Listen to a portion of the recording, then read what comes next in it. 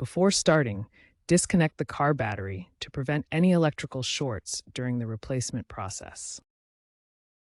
The map lights in a 2009-2013 Kia Soul use incandescent bulbs with a T10 wedge-based design.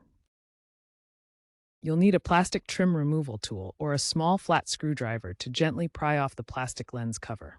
Be careful not to scratch the plastic. Once you have the tool, gently pry off the plastic lens cover from the light fixture. With the lens removed, pull the old bulb straight out of its socket. It may be snug, but gentle pressure will release it.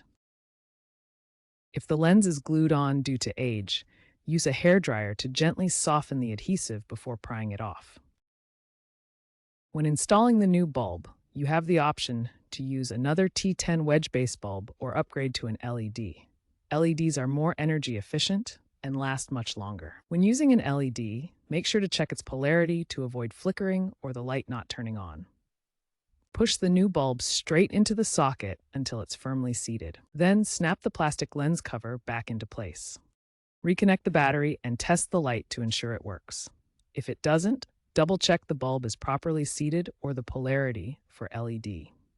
If you disconnected the battery and have a multimeter, test for continuity to avoid shorts.